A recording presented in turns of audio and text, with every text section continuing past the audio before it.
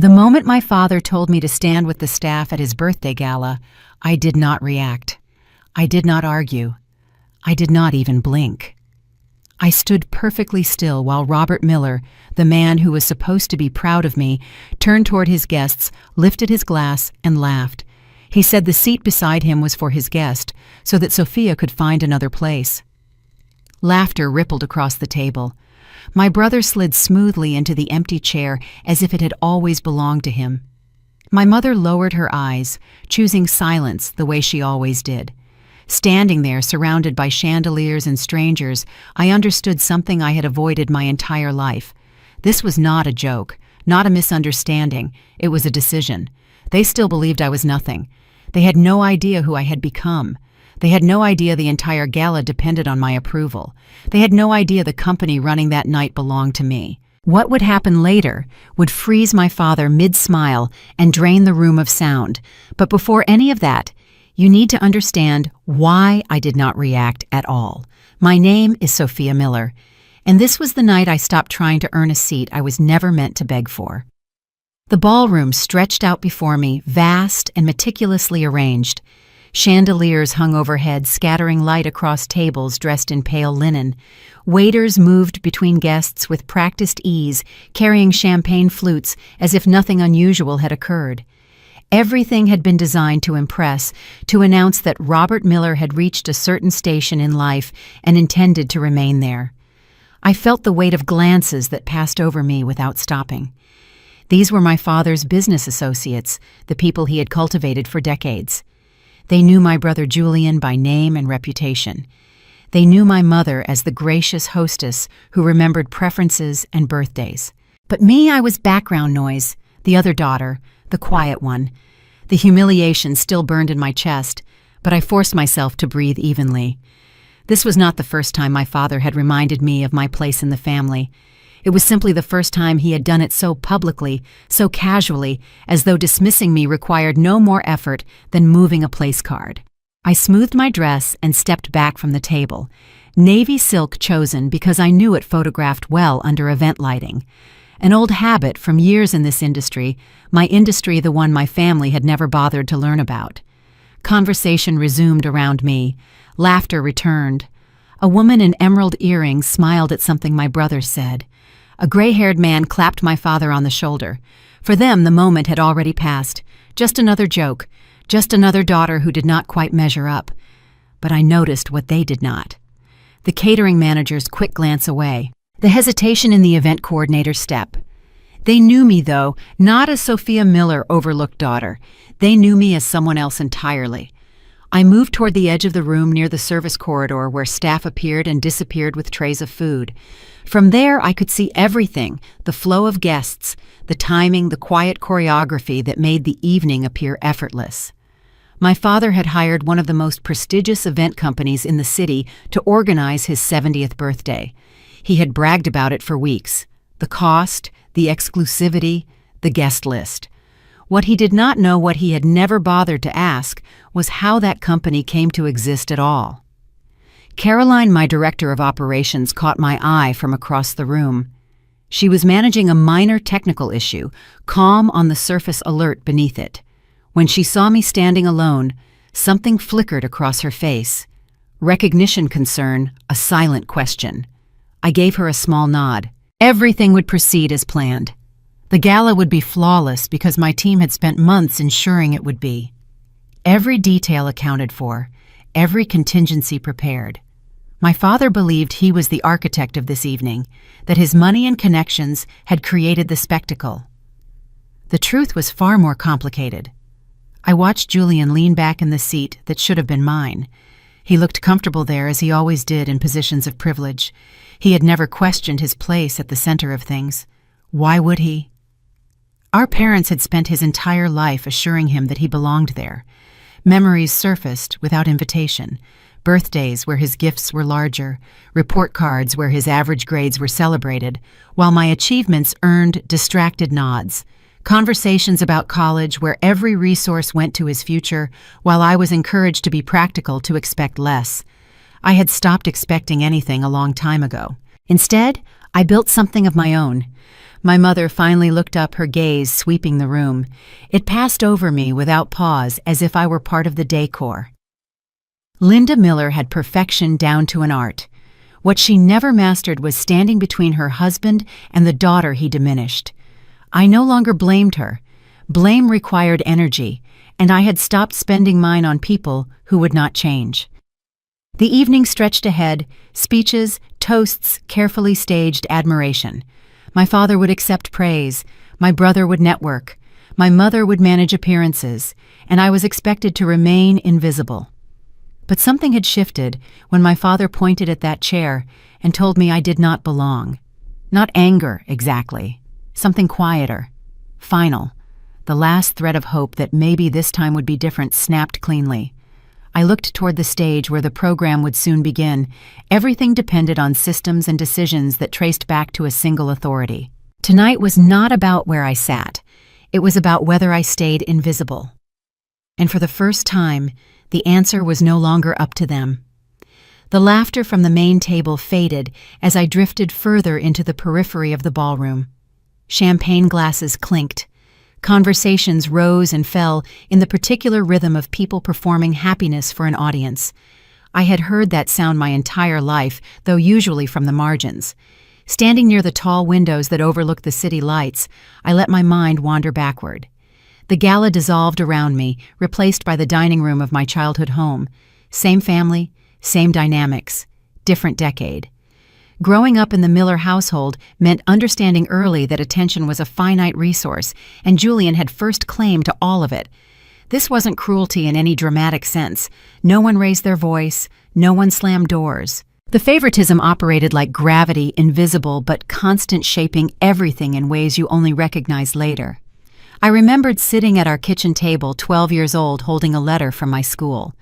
I had been selected for an advanced academic program, one of only 15 students in the district. My heart hammered as I waited for my parents to finish discussing Julian's soccer tryouts. When I finally slid the letter across the table, my father glanced at it briefly. "That's nice, Sophia," he said, then turned back to Julian. "Now, about that coach. I think we should talk to him directly about your position." My mother offered me a small smile. "We're proud of you, sweetie. Very proud." But the conversation never returned to my achievement. It was the last time I willingly offered them proof of my competence. By dinner's end, I had learned to keep my successes private, where they wouldn't compete for attention. The lesson was fast and permanent. I was alone in my victories. The pattern repeated through high school. Julian struggled with academics but excelled at being visible. He joined clubs, ran for student council, dated girls from prominent families. My parents invested in tutors, test prep, whatever he needed to clear each hurdle. Meanwhile, I maintained a near-perfect GPA and took on part-time work to save for college understanding without being told that the family's resources had already been allocated. I don't share this for sympathy. I share it because understanding the past is the only way the present makes sense. My mother played a particular role in maintaining equilibrium. Linda Miller believed in peace above all else, which meant she believed in avoiding any conversation that might disrupt it. When I tried to voice frustration about the imbalance in our family, she would touch my arm gently and say, "You know how your father is. Don't make things difficult." Don't make things difficult. The unofficial Miller family motto, at least for the women. So I learned to not make things difficult. I learned to celebrate Julian's mediocre achievements with appropriate enthusiasm. I learned to shrink my own successes into brief mentions that wouldn't overshadow his. I learned that being the easy child meant being the forgotten one. The strange thing about being overlooked is that it gives you time. While Julian performed for approval, I observed, I studied, I figured out how things actually worked beneath the surface performance of family unity. By the time I left for college, I had already begun building a life separate from the Millers, not out of rebellion, but out of necessity. They had made it clear through 1,000 small choices that my future was my own responsibility. So I took that responsibility seriously. I worked through school, double shifts at catering companies' event venues, anywhere that would hire a student willing to show up early and stay late. The work was unglamorous. setting up folding chairs at 6 in the morning, clearing plates from tables while wealthy guests ignored my existence, troubleshooting emergencies when caterers didn't show or equipment failed. But I paid attention. Every challenge taught me something concrete. I learned how much logistics mattered, how a single missed detail could cascade into disaster.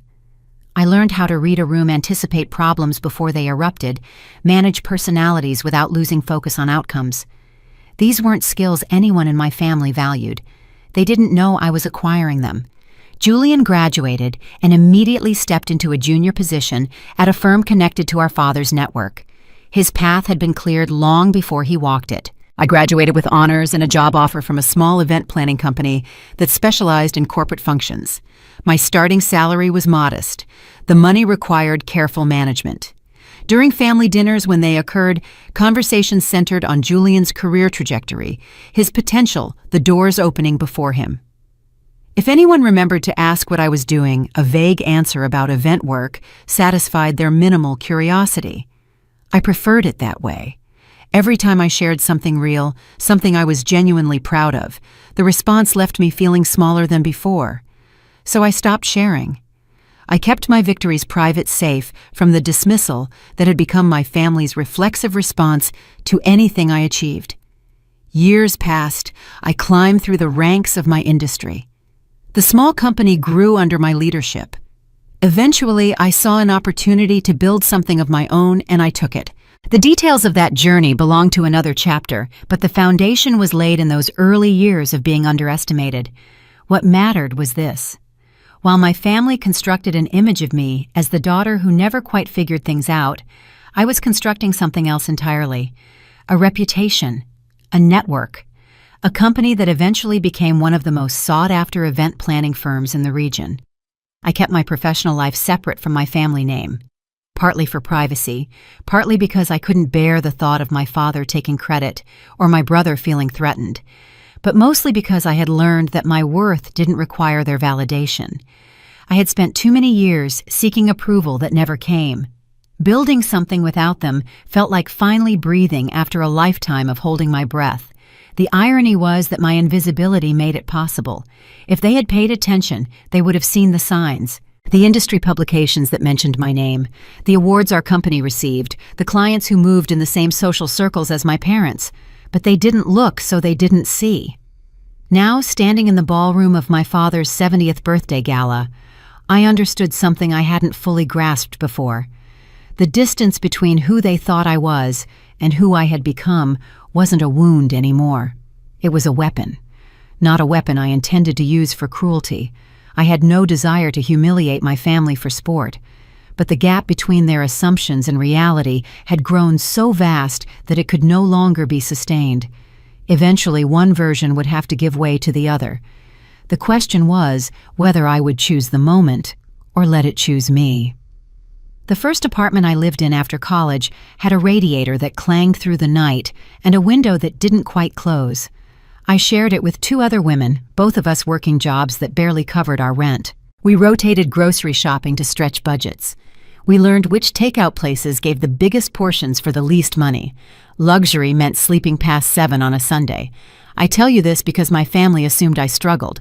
They weren't entirely wrong, but they misunderstood the nature of that struggle. Money was tight, yes. But I was learning. I treated every logistical failure as a lesson. My first job in event planning paid modestly, but it offered something more valuable than a salary. It offered access. I watched senior planners negotiate with vendors, manage demanding clients, solve problems under pressure that would have strained less determined people. I took notes, not on paper, but in my mind. Every observation became a tool I would use later. Within 2 years, I had been promoted twice, not because of connections or charm, but because I was the person who noticed when things were about to go wrong. I caught the catering order that had been entered incorrectly 3 days before a major corporate event. I identified the venue's electrical issue that would have caused a blackout during a presentation. I was the one who stayed late, arrived early, and never complained about either. My boss at the time, a woman named Patricia, who had built her career in an era when women in business faced even more obstacles, pulled me aside one afternoon. "You have something," she said. "Don't waste it working for other people forever." I didn't fully understand what she meant until years later, but her words stayed with me. The industry is small enough that reputation matters, and large enough that anonymity is possible if you cultivate it. I cultivated it deliberately. When I eventually left to start my own company, I made choices that kept my personal life separate from my professional identity. I used my full legal name on business documents, but avoided the kind of publicity that would connect me to the Miller family. This wasn't a calculated deception, it was self-preservation. I had watched my brother leverage our father's connections his entire career. Every opportunity Julian received came with invisible strings attached to our family name. I wanted to know beyond any doubt that what I built was mine, that it stood on its own foundation, not borrowed from anyone else's. The early years of my company were demanding. I won't romanticize them. There were months when I wasn't sure I could make payroll, clients who disappeared without paying invoices, competitors who spread rumors about our reliability. I learned to negotiate harder, plan more carefully, and never promise what I couldn't deliver. Slowly things shifted. One successful event led to a referral. That referral led to a larger contract. The larger contract established credibility that attracted more clients. Word spread through networks. I had spent years cultivating quiet networks of professionals who valued competence over pedigree. By the time I turned 27, my company had grown beyond anything I had imagined in that first cold apartment. We handled events for corporations, nonprofits, private clients with specific demands and generous budgets. Our reputation was built on a simple principle: we delivered what we promised, and we solved problems others couldn't. I hired carefully. People who paid attention. People who cared about getting things right. Caroline, my director of operations, had been with me almost from the beginning. She knew the business as well as I did, and had earned her position through years of demonstrated excellence. The team we built shared a commitment to work that mattered, even when the work itself was exhausting. None of this made its way to my family, not because I hid it exactly, but because they never asked the right questions. When I mentioned that work was busy, my father assumed I was complaining about the kind of low-level tasks he imagined I performed. When I said I had a business trip, my mother pictured me assisting someone more important. Their assumptions filled in the blanks I left empty, and I stopped trying to correct them. The truth was, I had given up on being seen by them long before my company became successful. What changed was not my desire for their approval, but my need for it. I had built something that proved my worth to myself. Their opinion had become irrelevant. This is harder to explain than it sounds. The child in me still remembered wanting my father to look at me the way he looked at Julian. Still remembered hoping my mother would defend me just once against the casual dismissals that accumulated like dust. But the adult I had become understood that some people are incapable of seeing you clearly, no matter what you achieve. They have decided who you are, and evidence to the contrary simply doesn't register. My family had decided I was the daughter who would never amount to much. A pleasant enough person, certainly. Harmless, unremarkable. The kind of woman who attends family gatherings and fades into the background while more important people talk about more important things. They had no idea that the event company they hired for my father's 70th birthday, the company whose reputation had impressed my father's business associates, whose fees reflected its status in the industry, belonged to me. I hadn't planned for this specific irony. When the inquiry came through our client services team, I didn't recognize the name of the contact person. It was only after the initial meetings handled by Caroline, because I was traveling, that I realized the event in question was my father's birthday gala. By then, contracts had been signed and deposits paid. I could have withdrawn, could have claimed a conflict of interest and referred them to another firm. But something stopped me. Perhaps curiosity about how they would behave when they thought no one who mattered was watching. Perhaps a desire to prove, at least to myself, that I could execute flawlessly regardless of the personal circumstances. Or perhaps buried beneath all my careful rationality, a part of me wanted to see whether my family would finally notice who I had become. Standing in the ballroom that night, watching my father hold court at the main table, I realized the answer was already clear. They hadn't noticed. They wouldn't notice, not unless something forced them to look. The question of whether to force that reckoning still hung in the air unanswered. There was Thanksgiving 4 years ago, when I almost told them everything. The family had gathered at my parents' house, the same house where Julian and I grew up. The dining room table was set with my mother's good china, the one she brought out for occasions meant to impress. I had just closed the biggest contract of my company's history, a multi-day corporate retreat for a Fortune 500 company, the kind of event that established firms in an entirely different category. I was exhausted and proud, and for a brief moment foolish enough to think my family might want to celebrate with me. We were between courses when my father started talking about Julian's recent promotion. It was a mid-level position at a consulting firm, the kind of advancement that happens automatically after a certain number of years. But to hear my father describe it, you would think Julian had been appointed CEO. When the praise finally wound down, I mentioned that I had some good news too. My mother smiled politely. My father raised his eyebrows in mild interest, the way you might when a child shows you a drawing. I started to explain about the contract, the scope of the project, what it meant for the company's future. I hadn't even finished my second sentence when Julian interrupted with a question about his work, and the conversation pivoted away from me entirely. No one circled back. No one asked me to continue.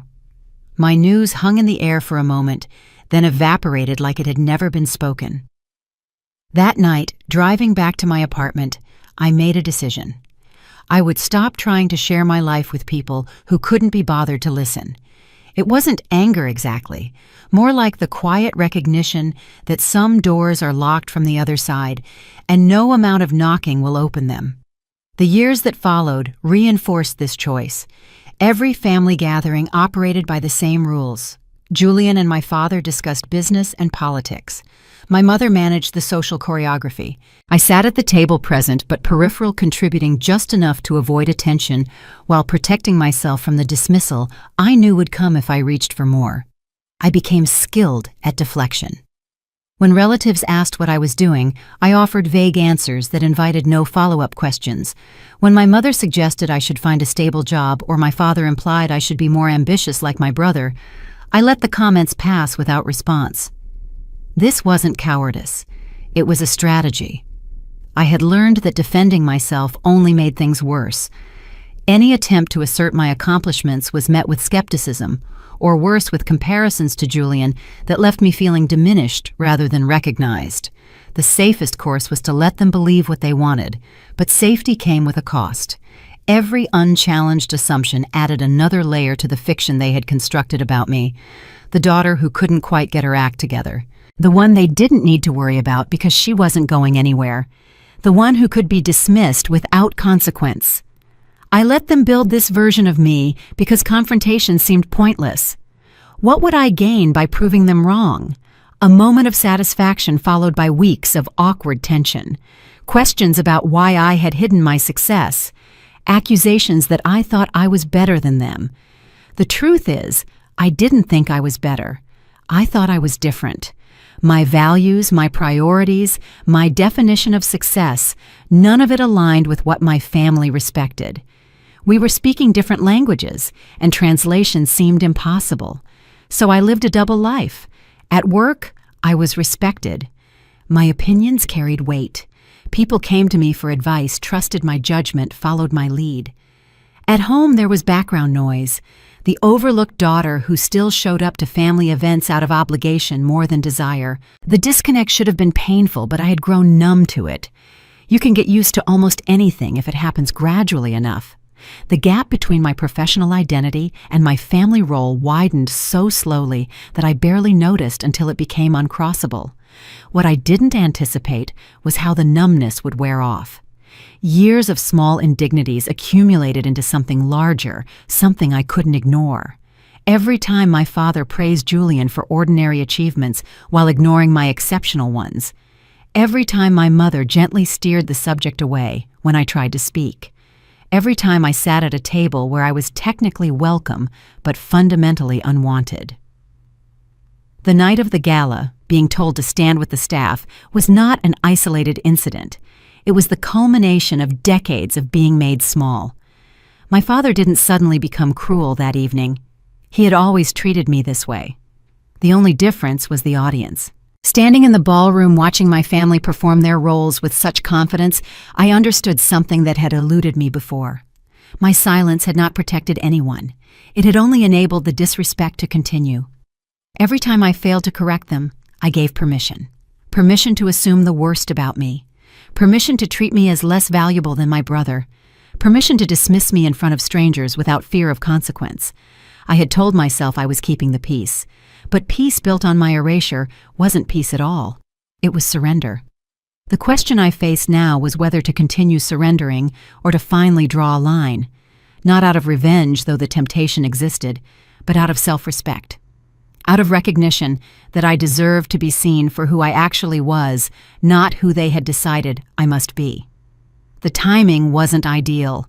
A family birthday party surrounded by guests who had witnessed my humiliation. But maybe there was no ideal time. Maybe I had been waiting for permission that would never come. On the stage, the technical crew was setting up for the evening's program. Microphones being tested, screens being calibrated, the machinery of celebration preparing to perform. I knew exactly how that machinery worked. I had built it. The only question left was what I would do with that knowledge. The venue was a renovated mansion on the outskirts of the city, the kind of place that appeared in magazines and hosted fundraisers for causes with expensive entry fees. My father had chosen it specifically because of what it signaled about his status. Not old money, but successful enough to belong in spaces designed for old money. I had arrived early before my family, before most of the guests. This was standard practice for any event my company managed. Final walkthroughs. Verification that every detail met our standards, the 100 small adjustments that transformed a beautiful space into a flawless one. My team moved through the venue with practiced efficiency. Centerpieces positioned precisely, lighting checked and rechecked. Place cards arranged according to the seating chart we had spent 2 weeks negotiating with the client's assistant. Every element aligned with the vision we had been paid to execute.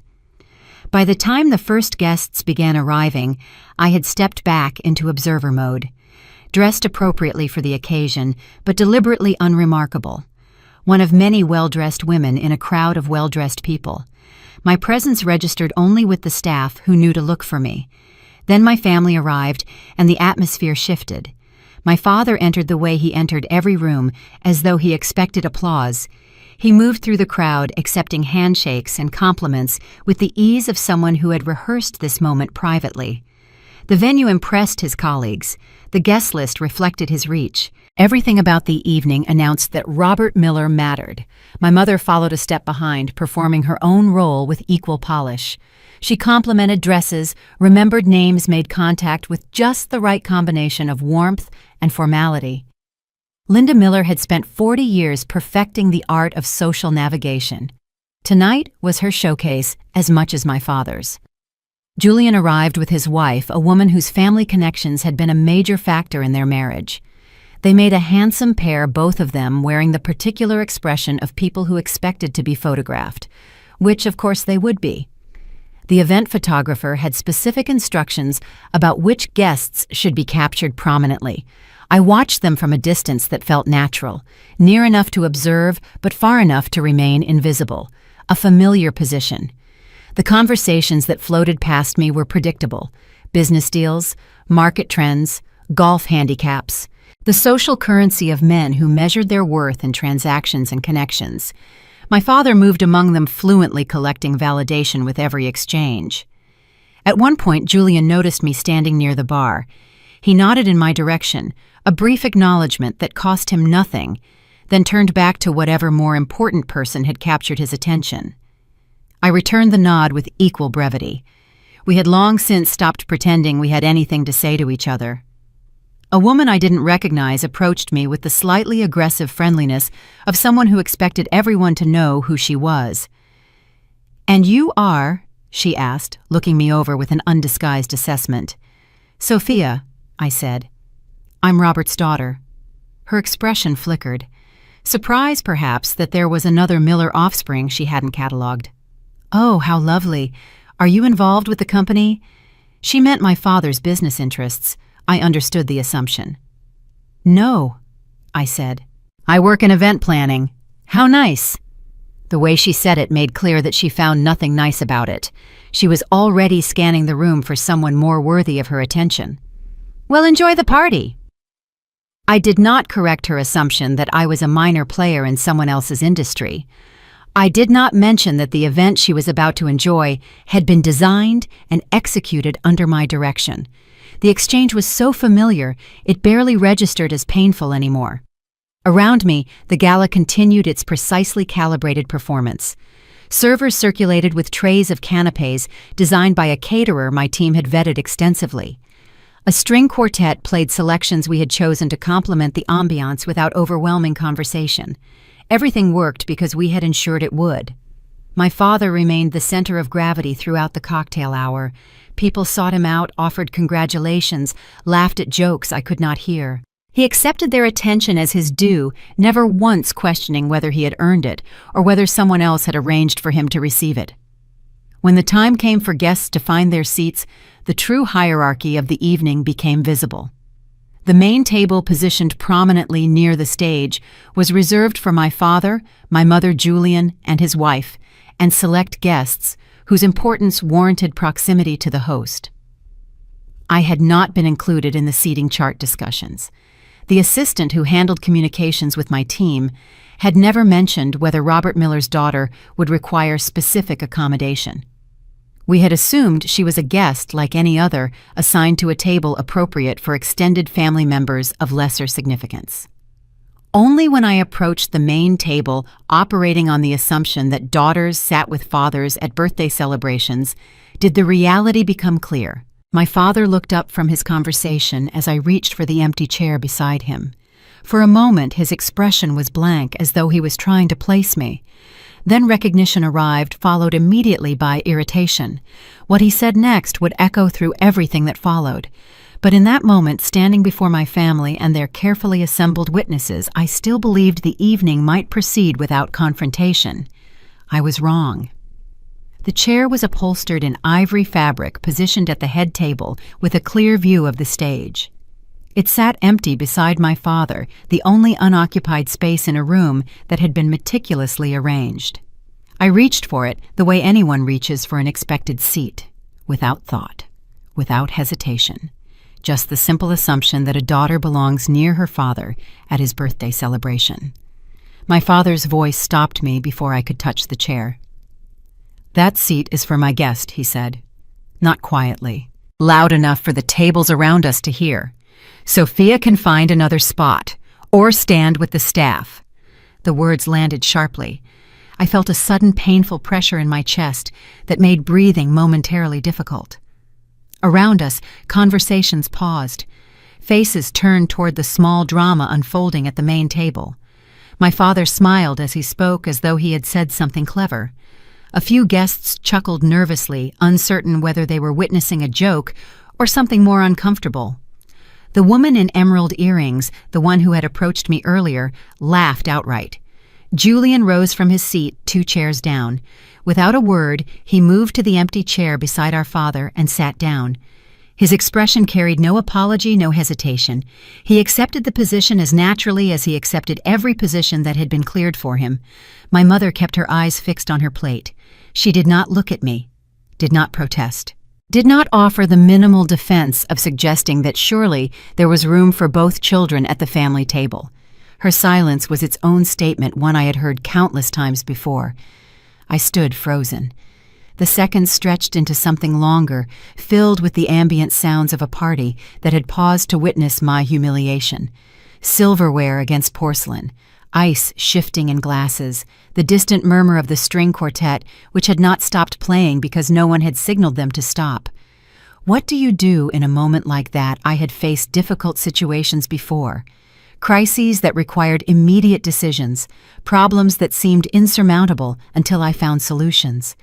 But this was different. This was my family in front of witnesses declaring with absolute clarity that I did not belong.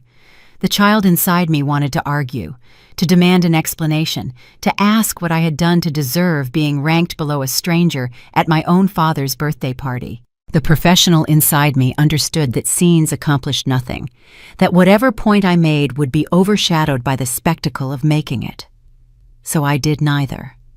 I straightened my spine, smoothed the fabric of my dress, let my expression settle into something neutral, unreadable. "Carry on," I said. 2 words, quiet enough that only the nearest tables could hear. My father's smile flickered uncertain.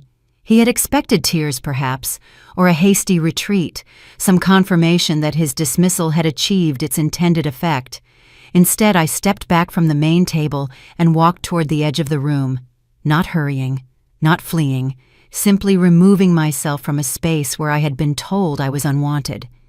Behind me, the party resumed. Conversations restarted.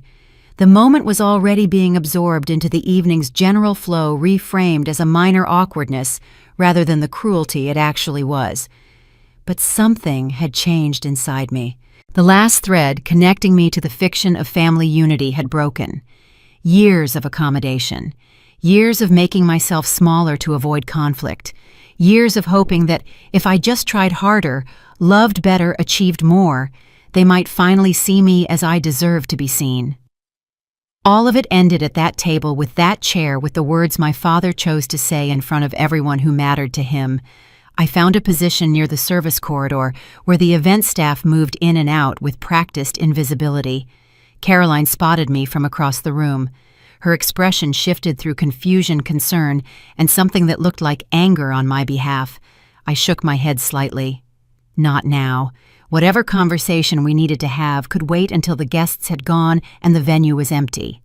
The evening's program would begin soon, speeches prepared by my father's associates, a slideshow chronicling his achievements. The performance of appreciation for a man who had spent his life ensuring certain people understood their value, while others understood their lack of it. I watched the main table from my peripheral vision. My father leaned toward Julian, sharing some private comment that made them both laugh. My mother had composed herself, her social smile firmly restored. They looked like a family, a successful, happy, united family. The illusion was perfect, and it was entirely false. I thought about the contracts in my office, the ones that bore my signature, my company's name, the agreements that gave me authority over every aspect of this event. At any moment I could exercise that authority, could stop the evening in its tracks, could reveal what my family had never bothered to learn. But revenge served cold is still revenge. Whatever I chose to do, it would be deliberate, calculated, worthy of the person I had become, not a reaction to the person they still believed I was. The lights dimmed slightly, signaling that the program was about to begin. Guests shifted in their seats, turning toward the stage. My father sat at the center of his celebration, surrounded by the people he valued occupying the position he believed he had earned. He had no idea what was coming.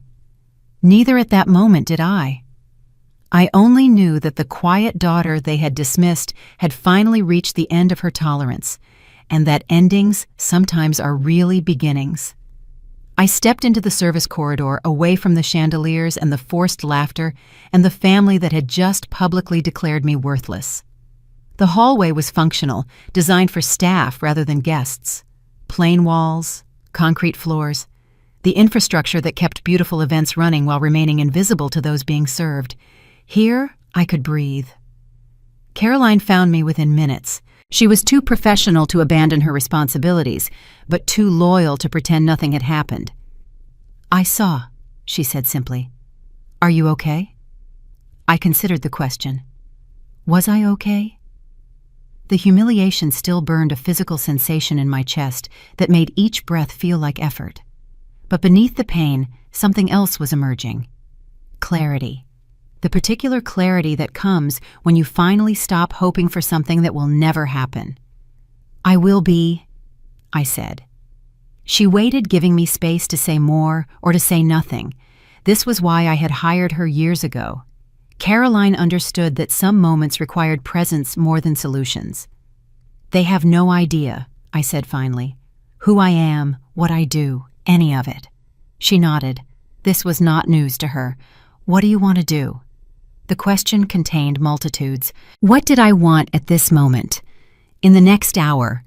In the larger arc of my relationship with a family that had spent my entire life treating me as an afterthought, I didn't have an answer yet. only the certainty that something had to change. We walked through the service corridor together, past catering stations and equipment rooms, toward the back offices where the operational heart of the event hummed quietly. My team was monitoring everything from here: security feeds, vendor communications, the timeline that kept each element of the evening synchronized. This was my world, the one I had built while my family looked the other way. Every successful event we produced had reinforced my reputation in an industry where reputation was currency. Every satisfied client had expanded our network. Every problem we solved had proven we were worth the premium we charged. My father had hired my company because we were the best, because our name carried weight with the people he wanted to impress. He had no idea the name was mine. I pulled up the evening schedule on one of the monitors. The program was structured around my father's preferences speeches from colleagues he respected, a video tribute compiled from photos and testimonials, recognition of his business achievements. Everything designed to celebrate Robert Miller as the central figure of his own story. The irony was not lost on me. A man who had never recognized his daughter's accomplishments would spend the evening being recognized for his own. My phone buzzed with a message from one of our security staff. A minor issue with a guest who had overindulged, nothing that required my direct attention. I delegated with a few quick texts, watching the situation resolve through the protocols we had established. This was what competence looked like, not the performance my father specialized in, but the actual work of making things function. I had spent years developing systems that worked even when I wasn't watching.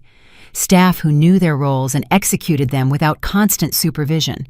Standards that ensured consistency across events of vastly different scales. None of this mattered to my family. They saw what they wanted to see: a daughter who had failed to match her brother's trajectory, who worked in some vague service industry role, who deserved to be seated with the staff rather than the guests. The unfairness of it pressed against my chest. Not just tonight's public humiliation, but all the years of being defined by their assumptions rather than my reality. I thought about the thousands of hours I had invested in building this company, the nights I worked until exhaustion, the relationships I cultivated through consistent excellence, the risks I took when safer options were available, all of it invisible to the people who should have known me best. They never asked. That was the part that hurt most. Not their ignorance, but their indifference.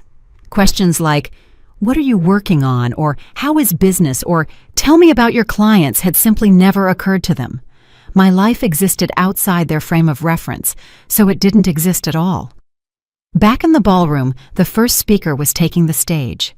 A colleague of my father's from his early career days, someone who would tell stories about deals closed and challenges overcome. The audience would laugh at appropriate moments, applaud at the designated pauses, and feel they were participating in something meaningful. I watched through the service door, observing without being observed. My father sat at the main table with Julian beside him, both of them wearing expressions of comfortable satisfaction. They were exactly where they believed they belonged. A few rows back, I spotted the woman who had questioned me earlier. She was nodding along with the speaker's remarks, performing engagement for anyone who might be watching. High society was full of such performances. People pretending to listen while calculating their next move. I had never been good at those calculations. My approach was simpler: do excellent work and let the results speak for themselves. This strategy had served me well in business, where outcomes mattered more than appearances. But the family operated by different rules. Outcomes were less important than narratives, and the narrative my family had constructed about me had no room for the person I actually was. The speech ended with applause. Another speaker took the stage. The evening's program would continue for at least another hour, building toward the climax of my father's own remarks. I had that hour to decide what, if anything, I would do. Not revenge, exactly. The word felt wrong, too small for what I was contemplating. More like a correction, a rebalancing of the scales that had been tilted against me for so long. Whatever happened next, I wanted it to be deliberate. Not a reaction to pain, but a choice made from clarity. The power to change this evening was in my hands. Whether I used it was still undetermined. But standing in that service corridor, watching my family celebrate while I remained invisible, I knew I was done being the daughter they could dismiss. One way or another, they were about to learn who I really was. The transition between speakers created a natural pause in the evening. Guests shifted in their seats, checked their phones, and whispered to their neighbors. The stage crew adjusted microphones and lighting for the next segment. I had spent years observing these moments, the brief intervals when attention scattered before reconvening. They were opportunities if you knew how to use them. A skilled event manager could redirect the entire energy of a room during a transition like this. My phone buzzed. A text from Caroline Video Tribute ready to go. Waiting on your signal for timing. The video tribute was the emotional centerpiece of the evening. Photographs from my father's life arranged chronologically with music and testimonials from colleagues and friends. My team had produced it from materials provided by my mother's assistant, without any input from me beyond quality review. I typed back, "Hold for my mark." The evening's original timeline called for the video to play immediately following the current speaker, but timelines could be adjusted. That was why we built flexibility into every event we managed. I moved from the service corridor toward the edge of the ballroom, not to the main floor where guests mingled and my family held court, but to the technical booth where our audiovisual team monitored every feed. Marcus, our lead technician, looked up when I entered. He was too professional to show surprise, but I caught the slight widening of his eyes. Owners didn't usually visit the booth mid-event unless something had gone wrong. "Everything's running smoothly," he said, anticipating my question. "Good." I studied the array of monitors showing different camera angles of the ballroom. The main table was visible on 2 of them. My father listened to the speaker and performed attentively, Julian checking his phone beneath the table. My mother maintains her perfect posture. "I need to make a schedule adjustment," I said. "After the current speaker before the video tribute, I want to add a segment." Marcus nodded, making notes. He didn't ask questions. Changes happened at events all the time, and our team was trained to accommodate them seamlessly. "I'll need a microphone on stage," I continued. "And can you have the house lights at half during my remarks full bright after—" Now his expression shifted. "Your remarks." Brief introduction before the tribute. The client's daughter wants to say a few words about her father. The lie was close enough to the truth that it required no elaboration. Marcus accepted it with professional efficiency and began coordinating with the stage crew. I left the booth and made my way toward the stage entrance, moving through spaces designed for staff rather than guests. Each step felt deliberate, weighted with the decision I was making. What was I going to say? I still didn't know exactly. The speech hadn't been written, hadn't been rehearsed. Everything that followed would emerge from whatever truth I could find in the moment. The current speaker wrapped up his remarks with a toast to my father. Applause rippled through the room. On cue, the MC stepped forward to announce the next segment. "Ladies and gentlemen," his voice carried through the excellent sound system my team had installed.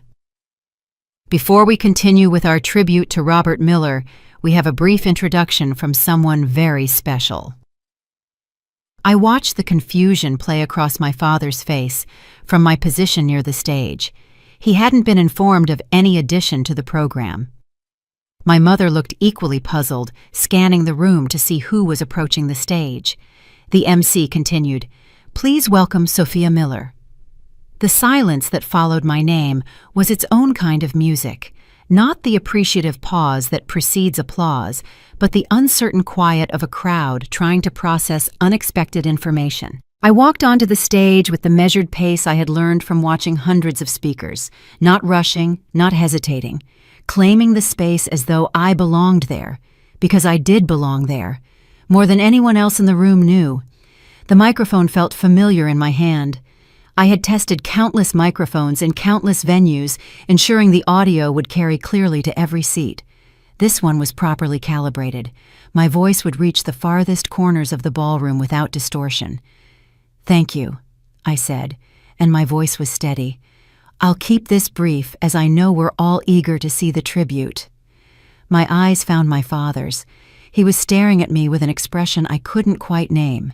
Confusion, certainly, perhaps the beginnings of irritation that his carefully orchestrated evening had been disrupted.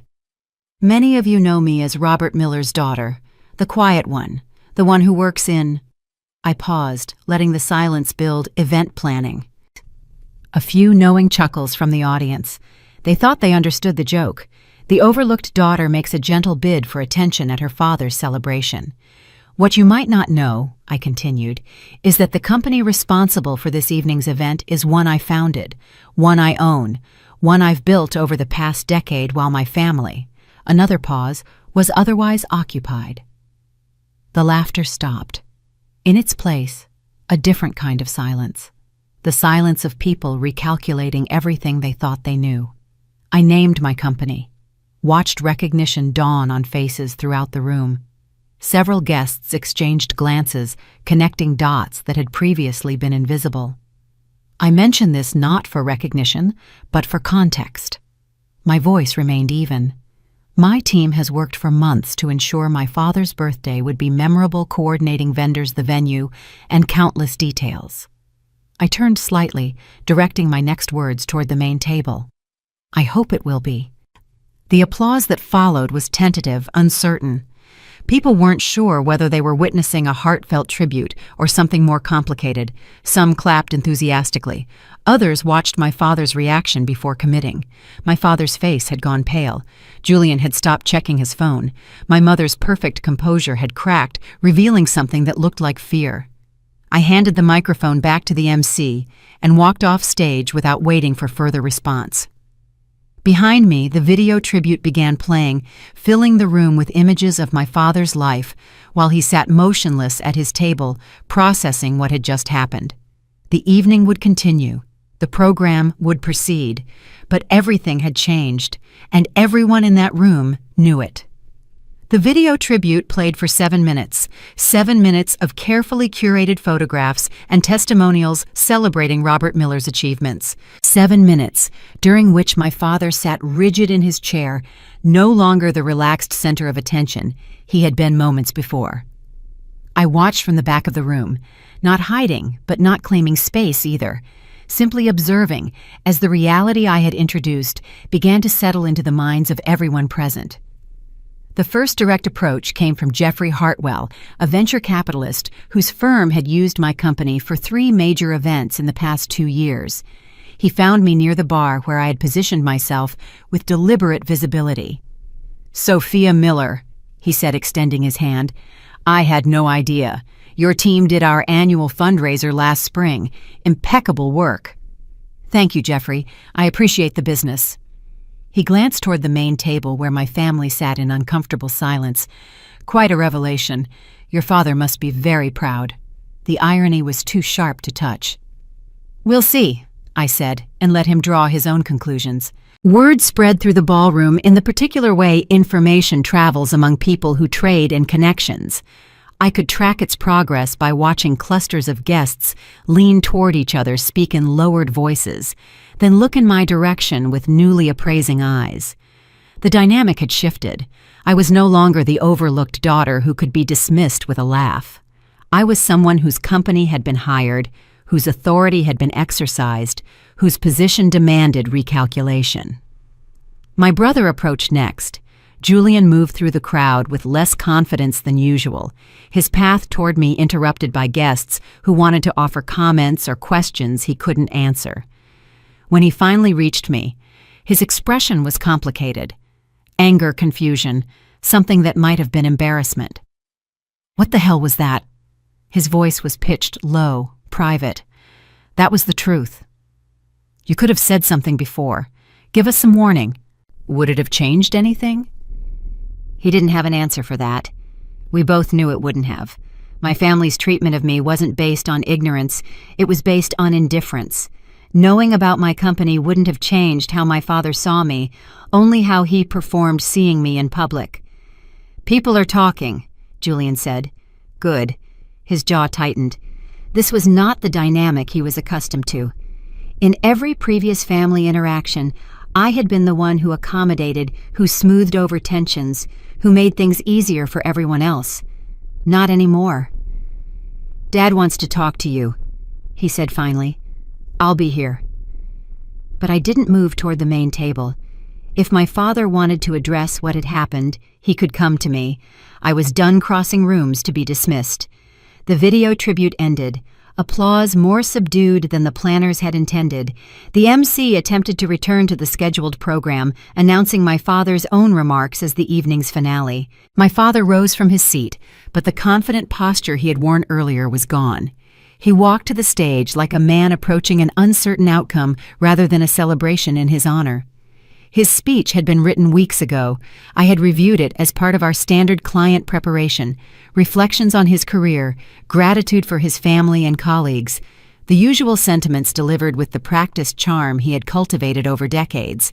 But the speech he gave was not the one he had prepared. The words came out stilted, disconnected. He kept glancing toward where I stood, as though trying to reconcile the daughter he had dismissed with the business owner whose work surrounded him. "Family," he said at one point, "has always been important to me. Both my children have contributed in their own ways to who I am today." It was the first time in my memory that he had acknowledged me as a contributor to anything.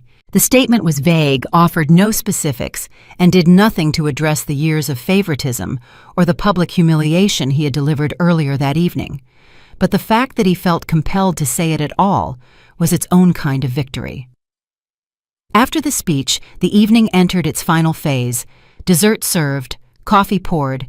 Guests began to calculate their exits while maintaining the appearance of lingering appreciation. I circulated through the room accepting acknowledgement from people who now understood they had underestimated me. Each conversation added to the reshaping of my professional and social position.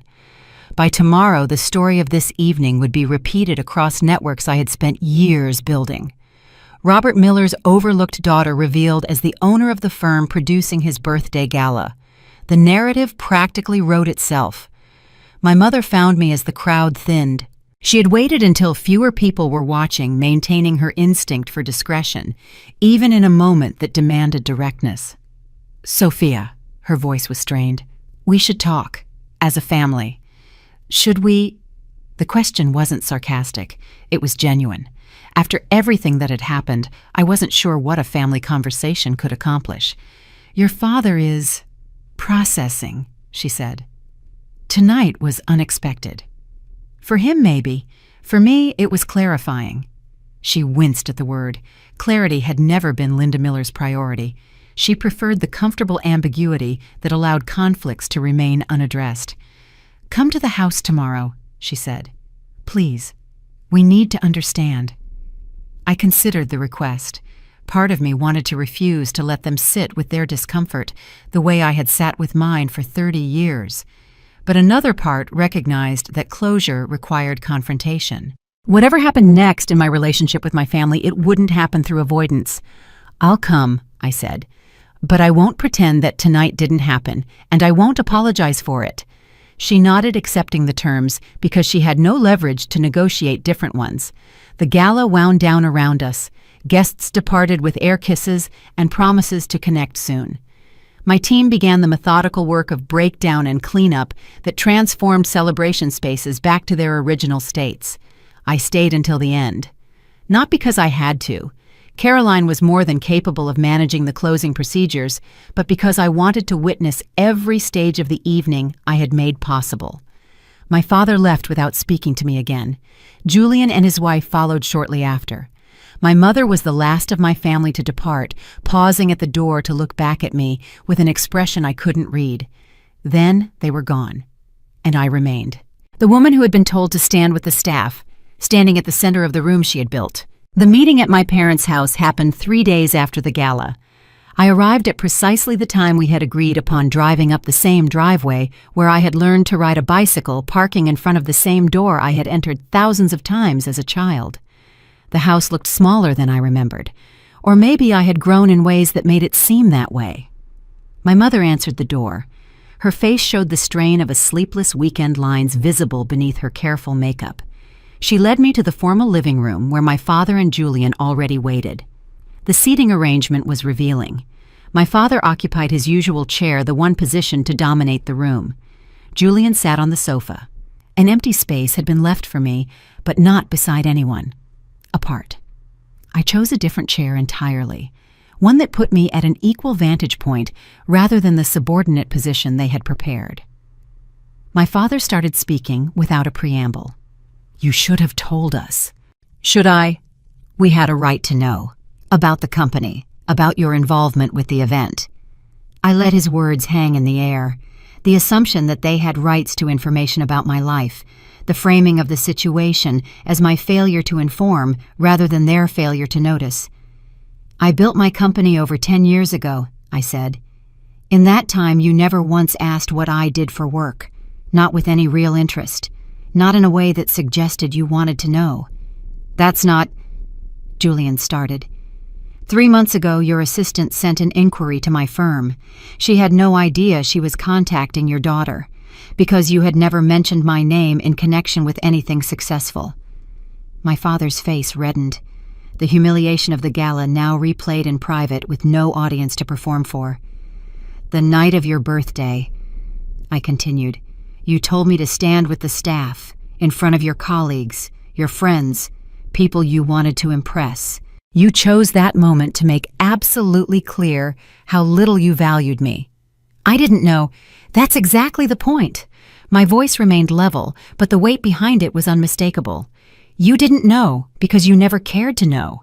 Not about my work, not about my accomplishments, not about anything that would have challenged your belief that I was less important than Julian. The room fell silent. Outside, a car passed on the street. Normal life continued while inside this house something irreversible was happening. "Since the gala," I said, "I've had interesting conversations with people in your business networks, people who attended that evening." My father's posture shifted, alert now sensing danger he hadn't anticipated.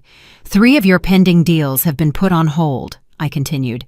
"The investors aren't comfortable with the optics. A man who publicly demeans his daughter doesn't inspire confidence as a partner." "That's your exaggerating.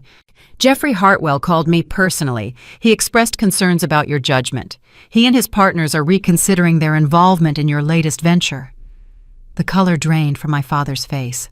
Jeffrey Hartwell represented significant capital. His reconsideration was not a minor setback. "This isn't revenge," I said, and I meant it. "I haven't made a single call to damage your reputation. I haven't told anyone what to think or how to act. All I did was tell the truth. The consequences are unfolding on their own." Julian leaned forward. "You have to fix this. Call Hartwell. Tell him..." "Tell him what?" "That my father didn't mean it when he humiliated me, that the man who belittled his daughter in front of 100 witnesses is actually a wonderful person." I shook my head. "The truth doesn't need my defense, and neither do the conclusions people draw from it." My mother had been silent throughout, watching the conversation with an expression of muted horror. Now she spoke. "Sophia, please. We're still family." "Are we?" The question was not rhetorical. When has this family included me? When have I been invited to the table without having to fight for a seat? No one answered. The silence confirmed what I already knew. I stood. There was nothing more to accomplish in this room. I put my hands on the arms of the chair and pushed myself up the velvet, offering little resistance. "I'm not here to destroy you," I said, looking at my father. "But I am finished protecting you from the consequences of how you've treated me. If your business suffers because people saw who you really are, that's not my responsibility. I spent 30 years making myself smaller so you could feel bigger. That's over." My father looked older than he had 3 days ago. The confidence that had defined him seemed diminished, uncertain of its foundation. "What do you want?" he asked. The question sounded like it cost him something to speak. "Nothing you can give me." I picked up my purse. I let the statement hang there, a full stop to the decades of striving for his approval. The recognition I needed, I found on my own. The respect I deserved, I built for myself. There's nothing you have that I need anymore. I walked toward the door. My mother rose to follow, then stopped, caught between the husband she had always protected and the daughter she had always neglected. "Sophia," I paused at the threshold. "If you want a relationship with me going forward, it will have to be real. Not performances, not pretending. I won't accept anything less." Then I left, down the driveway, into my car, away from the house where I had learned so early that I wasn't enough. Behind me, everything they had built on the foundation of my diminishment was beginning to crumble, and I felt no need to watch it fall. The weeks following the gala moved quickly. My company secured 2 major contracts from connections made that evening. Clients who had witnessed the revelation and wanted to align themselves with the emerging narrative rather than the established one. The stakes had suddenly increased for me, but the reward was greater confidence. In business, perception matters, and the perception of me had transformed overnight from overlooked daughter to self-made success story. People wanted to be part of that story. They wanted to tell their own networks that they worked with Sophia Miller, the woman who had quietly built an empire while her family looked the other way. The irony was not lost on me. The same dynamics that had disadvantaged me for years, the assumption that women of a certain type were not to be taken seriously, now worked in my favor. An underdog narrative plays well in rooms full of people who want to believe in meritocracy. My father's situation deteriorated in ways I tracked only through industry gossip.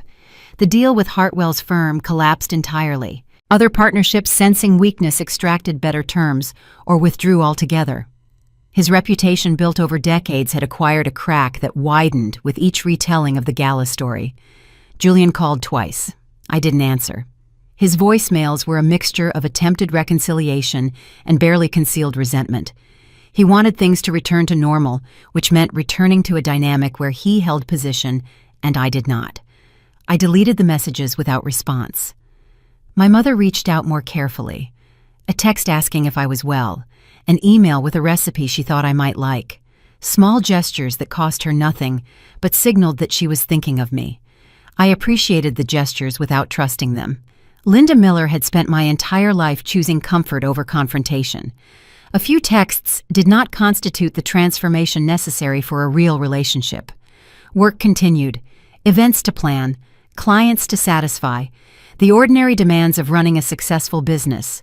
I found comfort in the routine and the concrete problems that could be solved through competence and effort. But something had shifted inside me as well.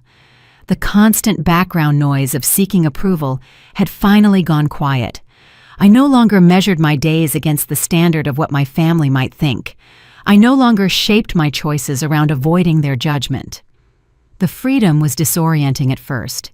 I had spent so long contorting myself to fit their expectations that I wasn't entirely sure what shape I would take without that pressure.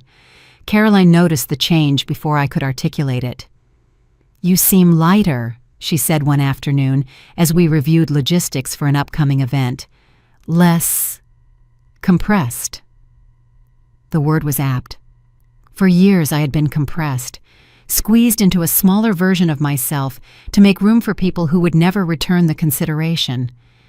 Now I am expanding, taking up space, allowing myself to be visible in ways I had always avoided. The professional world responded positively. Colleagues who had known me only as efficient and reliable began to see other dimensions.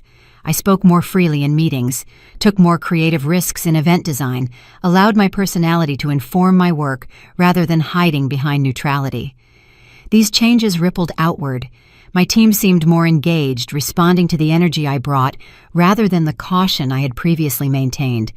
Clients commented on the freshness of our proposals. Industry publications took notice of our innovative approaches.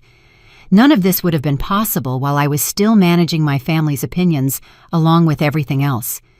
The cognitive load of constantly monitoring their reactions had consumed resources I could now redirect toward growth. 1 month after the gala, I received an email from an address I didn't recognize. The sender identified herself as a graduate student writing her thesis on women entrepreneurs who had built businesses without family capital or connections. She had heard my story from a contact in the industry and wanted to interview me. My first instinct was to decline. I had never sought publicity, had deliberately kept my personal life separate from my professional identity. But something had changed. The secrecy that had once felt protective now felt like a remnant of the old dynamic, a concession to a family that no longer had a claim on my choices. I agreed to the interview. Not for recognition, but for documentation. My story was worth telling not because it was unique, but because it wasn't. Countless women had built success despite being underestimated by the people closest to them. Our narratives deserved space in the record. The interview lasted 2 hours. I spoke about the early years, the struggle to establish credibility, the choices I had made to keep my professional and personal lives separate. I spoke about the gala, not with anger, but with clarity about what it revealed. "Do you regret any of it?" she asked near the end. The secrecy, the confrontation. How did everything come out? I considered the question carefully. Regret implied I would choose differently if given another chance. "I regret that it was necessary," I said finally. "I regret that my family created conditions where the only options were invisibility or exposure. But given those options, no. I made the choice that honored who I had become." The interview would be published months later as part of a larger collection of stories about women navigating family dynamics in business. It would reach readers I would never meet, perhaps inspiring some to claim their own space. But in the immediate weeks after the gala, the impact was more personal. I was learning to live without the weight I had carried for so long. And for the first time in my life, I felt like I was taking up exactly as much space as I deserved. 6 months passed, long enough for the acute aftermath to settle into something more permanent, long enough to know that the changes in my family were real, not just reactions to the crisis. My father's business never fully recovered, not because of anything I did directly, but because the gala had revealed character flaws that made potential partners cautious. Robert Miller, it turned out, had been coasting on a reputation that couldn't survive scrutiny. He reached out once, about 4 months in. A formal email suggesting we have lunch to discuss the future. I agreed, curious what he might have to say. We met at a restaurant neither of us had associations with. Neutral territory. He looked older than I remembered, diminished in ways that went beyond the business setbacks. Something fundamental had shifted in how he carried himself. "I've been thinking," he said after we had ordered, "about how things were between us." I waited, not filling the silence. "I didn't know," he continued, "about your company, about what you had built. And I should have asked." The acknowledgement surprised me, not because it absolved anything, but because I hadn't expected it at all. "You should have," I agreed. "I was hard on you, harder than I should have been." He turned his water glass in circles on the table. I saw Julian's path clearly, business school connections, the trajectory I understood. With you, I didn't know what to make of someone who did things differently. "So you decided I wasn't doing anything at all?" He flinched slightly. "Yes, I suppose I did." The food arrived. Neither of us had much appetite. "I'm not asking for forgiveness," he said. "I know I haven't earned it. I'm just trying to understand how I missed so much." "You missed it because you weren't looking." He nodded. The simple acceptance of responsibility was more than I had received in 30 years. We finished the meal with careful conversation about surface topics. The weather. A new restaurant is opening nearby. Nothing that required vulnerability from either of us. As we stood to leave, my father paused. "I'm proud of what you've built," he said. "I should have said that a long time ago. I should have seen it a long time ago."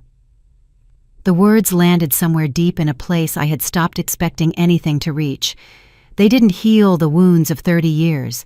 They didn't transform our relationship into what it might have been, but they were at least true. "Thank you," I said. "That matters more than you probably know." We didn't embrace, we didn't make plans for a follow-up, but something had completed itself in that conversation. A circle closing finally after decades of remaining open. My relationship with my mother evolved differently. She began calling regularly, asking genuine questions about my work and life. The conversations were awkward at first, marked by long pauses as we both navigated unfamiliar territory. But gradually, something authentic emerged. Linda Miller was never going to be the mother who defended me fiercely or fought my battles. But she was capable, I discovered, of listening, of showing interest, of acknowledging in her indirect way that she had not done enough. Julian and I settled into cordial distance. We exchanged messages on holidays. We attended the same family gatherings without incident. But the closeness that might have existed between siblings who respected each other, that had never developed, and I stopped hoping it would. Some relationships cannot be salvaged. The foundation was never strong enough to build on. A year after the gala, I was invited to speak at a conference for women entrepreneurs. The topic was building businesses without traditional support systems. I prepared carefully, crafting a talk that balanced personal story with practical wisdom. The audience was filled with women at various stages of their own journeys. Some were just starting out, still seeking validation from families who didn't understand their choices. Others were established, having made peace with the distance between their professional success and personal relationships. I told them about the chair at my father's gala, about being told to stand with the staff, about the moment I decided to stop accepting diminishment from people who were supposed to love me unconditionally. But mostly I told them about what came after. The discovery that self-respect doesn't require anyone else's permission. The realization that we can build our own tables when we're not welcome at existing ones. The freedom that comes from finally fully choosing ourselves. The seat I have now, I concluded, is one I chose for myself. Not because anyone invited me to sit. Not because I earned approval from people who had already decided I was worthless. I chose it because I finally understood that my value was never theirs to determine. The applause was generous, but what moved me more were the faces in the audience, women nodding in recognition, women wiping away tears, women who saw their own stories reflected in mine. After the talk, a young woman approached me. She was probably mid-20s, just beginning her career, navigating family expectations that didn't align with her ambitions. "How do you stop caring?" she asked. "What do they think of you?" I thought about her question carefully. It deserved a real answer. "You don't stop caring," I said. "Not completely. Part of you always wants their approval, but you learn to build a life where that approval isn't necessary, where your sense of worth comes from what you know about yourself, not what they're willing to acknowledge." She nodded slowly, processing. "It takes time," I added, "and it's harder than it sounds, but you can do it. I promise you can." She thanked me and moved away, rejoining the crowd. I watched her go, remembering what it felt like to be where she was, uncertain, hopeful, still believing that if she just tried hard enough, the people who should love her would finally see her clearly. That belief would break eventually. For her, for every woman carrying that particular hope. But what rose from the breaking could be extraordinary. I know that now. Not because my family had finally acknowledged my worth, but because I had acknowledged it myself and built a life that reflected it.